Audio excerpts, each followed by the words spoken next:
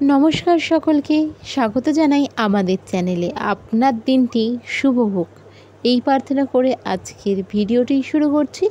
আজকের ভিডিওতে আমরা কথা বলবো কুম্ভ রাশির জাতক জাতিকারা ধনতেরাসের দিন কী কী কিনতে পারেন যা আপনাদের জন্য শুভ ফল দিতে পারে।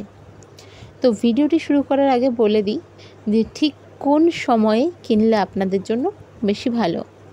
মা লক্ষ্মী চঞ্চলা, এটা আমরা সবাই জানি, তবে স্থির লগ্নে যদি মা লক্ষ্মীকে আহ্বান করে আমরা কিছু কিনতে পারি তাহলে কিন্তু ধনতেরাস বা ত্রয়োদশীতে তা 13 গুণ আমাদের মা লক্ষ্মী দিয়ে যান।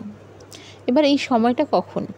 এই সময়টা হলো 18ই অক্টোবর 2025 শনিবার দুপুর 1:51 থেকে বিকেল 3:18 পর্যন্ত এবং সন্ধ্যাকালীন সময় হলো সন্ধ্যা 6:11 থেকে রাত্রি 8:41 পর্যন্ত। এই সময়ে আপনারা চাইলে এই জিনিসগুলি ক্রয় করতে পারেন যেগুলি আমি বলতে যাচ্ছি এখন।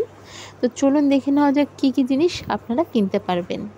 কুম্ভ রাশির জাতক জাতিকারা যে জিনিসগুলি ক্রয় করতে পারবেন তার মধ্যে হলো জুয়েলারি। আপনারা এই সময় জুয়েলারি ক্রয় করতে পারেন। সিলভার বা গোল্ডের জুয়েলারি বা ব্রাসের জুয়েলারি এই সময়, বা যে কোনো ধরনের আর্টিফিশিয়াল জুয়েলারি, গোল্ডেন কালারের কোনো জুয়েলারি যেটা আমরা সিটি গোল্ড বা গোল্ড পলিশ বলে থাকি সেরকম ধরনের জুয়েলারিও কিনতে পারেন। কুম্ভ রাশির জাতক জাতিকারা এই দিনে কিন্তু কম্পিউটার বা মোবাইল এই ধরনের জিনিস কিনতে পারেন। বাসনপত্র কিনতে পারেন। অবশ্যই কাচের আর প্লাস্টিকের বাসনপত্র অ্যাভয়েড করবেন। প্লাস্টিকের জিনিস এদিন আপনারা কিনবেন না। আর এদিন আপনারা স্টিলের বাসনপত্রও কিনবেন না। বাকি তামার বাসনপত্র, কাঁসার বাসনপত্র, পিতলের বাসনপত্র এরকম জিনিস কিনতে পারেন। আপনারা বাহন কিনতে পারেন। দীর্ঘদিন ধরেই যারা স্কুটি, বাইক, গাড়ি, বড় গাড়ি যে কোনো ধরনের জিনিস কিনতে চাইছিলেন কিনতে পারেন। আপনার জন্য সময়টা কিন্তু বেশ ভালো থাকছে। এছাড়া আপনারা যদি ভূমি অর্থাৎ জমি, যেটা আমরা প্রপার্টি বলে থাকি, কিনতে চান, কিনবেন ভাবছেন, এই দিনটা কিনতে পারেন। ফ্ল্যাট কিনতে পারেন।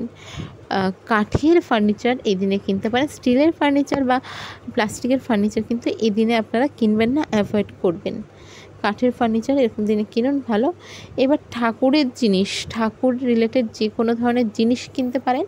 তবে একটা জিনিস মাথায় রাখবেন, ঠাকুর ঘরে আমরা অনেক সময় ঠাকুরের ফল প্রসাদ এসব কাটার জন্য কিছু জিনিস কিনি, চাকু, কাঁচি এরকম ধরনের জিনিস বা লোহার জিনিস কিন্তু কিনবেন না।